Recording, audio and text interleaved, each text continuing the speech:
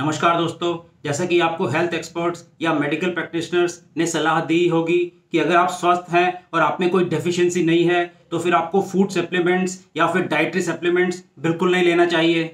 Dietary supplements slow poison की तरह है, वो इंटरनल सिस्टम को डैमेज कर देता है और आपकी बॉडी के अंदर इम्बैलेंस क्रिएट कर देता है।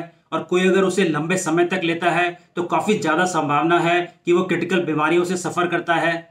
ये बिल्कुल सही है कि अच्छे स्वास्थ्य के लिए विटामिन, मिनरल्स और प्रोटीन्स की आवश्यकता होती है, लेकिन इनको नेचुरल फूड की तरह लेना चाहिए, ना कि सप्लीमेंट की तरह।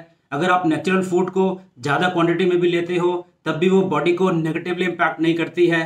लेकिन अगर आप इसे पिल, पाउडर या कैप्सूल के फॉर्म में ले रहे हैं तो ये लाइफ के लिए बहुत रिस्की है। मैं जितने भी लोगों को जानता हूँ जो लंबे समय से फूड सप्लीमेंट ले रहे हैं, दुर्भाग्यवश उनमें से ज़्यादातर आज क्रिटिकल बीमारियों से ग्रसित हैं। ये बहुत आवश्यक है कि आप शॉर्टकट यूज ना करें और फूड सप्लीमेंट यूज करके अपनी लाइफ को बर्बाद ना करें। अगर आपको ये रजिस्टर्ड मेडिकल प्रैक्टिशनर्स ने प्रिस्क्राइब किया है और आपके अंदर कोई डिफिशियंसी है फिर तो ये अलग बात है और आपके पास कोई ऑप्शन भी नहीं है। उदाहरण के तौर पर अगर किसी को कैंसर है तो उसको कीमोथेरेपी तो लेना ही पड़ेगा, लेकिन एक स्वस्थ इंसान को इसके बारे में सोचना भी नहीं चाहिए। अगर आप सप्लीमेंट लेते हैं तो ये बहुत ऑब्वियस है कि शुरुआत में आपको काफ़ी फायदे दिखाई देंगे, लेकिन ये फेक रियलाइजेशन है क्योंकि लॉन्ग रन में ये बहुत हानिकारक है। उदाहरण के तौर पर अगर कोई रोज पेन किलर ले रहा है जैसे कि डिस्प्रिन या ब्रोफिन, तो ये ऑब्वियस है कि उसको महीनों तक दर्द नहीं होगा, लेकिन वो सिर्फ बॉडी के सिग्नल को इरेडिकेट कर रहा है क्योंकि लॉन्ग रन में ये बहुत हार्मफुल है। बहुत आवश्यक बात यह है कि FDA, food and drug administration, को ये अथॉरिटी नहीं है कि वो डाइटरी सप्लीमेंट की सेफ्टी और इफेक्टिवनेस को रिव्यू कर सके। ये सारी रिस्पॉन्सिबिलिटी मैन्युफैक्चरर और डिस्ट्रीब्यूटर के ऊपर है कि वो इंश्योर करें कि प्रोडक्ट के अंदर कोई भी इम्प्योरिटी या कंटामिनेंट ना हो और वो प्रॉपरली लेबल्ड हो। और यहीं पर मेजर गैप है क्योंकि वो जो भी कहते हैं आपको विश्वास करना पड़ता है।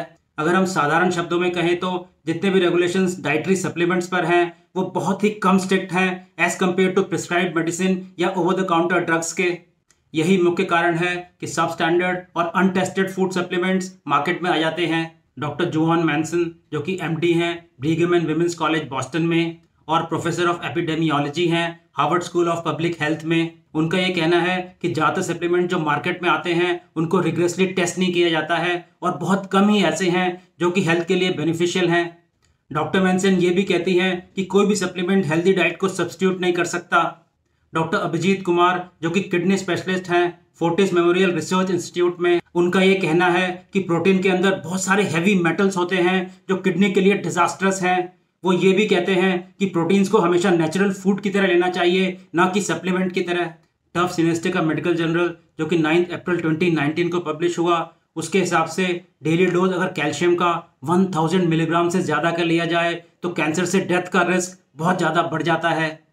क्लेवलैंड क्लिनिक ओहायो, जिसके की नंबर 1 रैंकिंग रही है 26 लगातार सालों तक कार्डियोलॉजी और हार्ट सर्जरी में, उनके हिसाब से अगर स्वस्थ लोगों में विटामिन डी लेवल 100 नैनोग्राम्स पर मिलीलीटर से ज़्यादा बढ़ जाता है तो एक्स्ट्रा कैल्शियम एब्जॉर्प्शन ट्रिगर हो जाता है, जिसके कारण muscle pain, mood disorder, kidney stone, abdominal pain और हार्ट अटैक भी हो सकता है। क्लेवलैंड क्लिनिक के रिसर्च के हिसाब से एक्स्ट्रा कैल्शियम बोन्स के बजाय आर्टरीज में सेटल हो जाता है।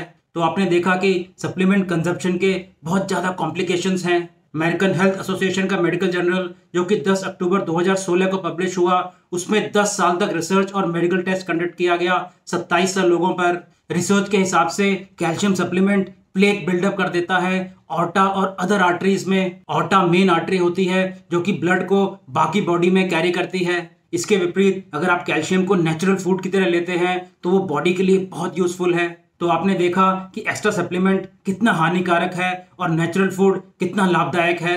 डॉक्टर डेनिस मेल्स्टाइन, जिनको कि 21 साल का एक्सपीरियंस है मेडिकल फील्ड में और जो कि एमडी हैं फिनिक्स एरिजोना में, उनके हिसाब से कैल्शियम को हमेशा नेचुरल फूड के फॉर्म में ही लेना चाहिए।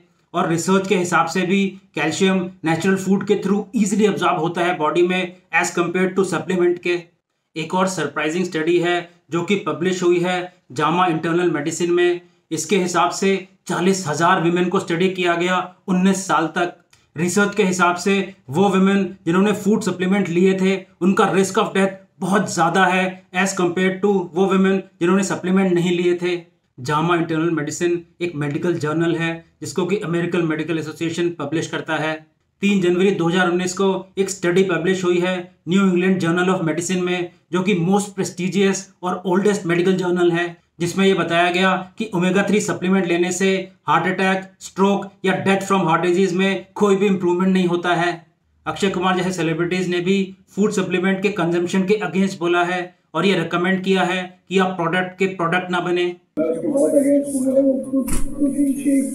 कुछ लोग ये कहते हैं कि वो 4-5 साल से फूड सप्लीमेंट कंज्यूम कर रहे हैं लेकिन अभी तक उन्हें कुछ नहीं हुआ, परंतु ये बहुत ही शॉर्ट स्पैन है किसी भी लॉजिकल कंक्लूजन पे पहुंचने के लिए।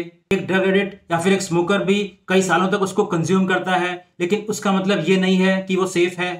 एक परफेक्ट एग्जाम्पल मेरे खुद के पेरेंट्स हैं जो कि 77 ईयर्स के हैं और परफेक्टली हेल्दी हैं और उन्होंने आज तक कोई भी सप्लीमेंट नहीं लिया।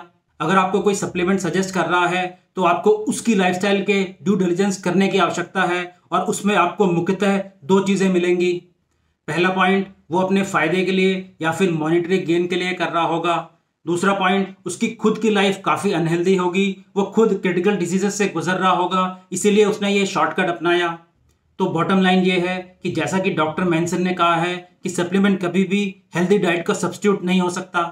नेचुरल फूड कंज्यूम करना और एक्सरसाइज करना एक मुश्किल काम है, लेकिन स्वस्थ जीवन का यही मंत्र है।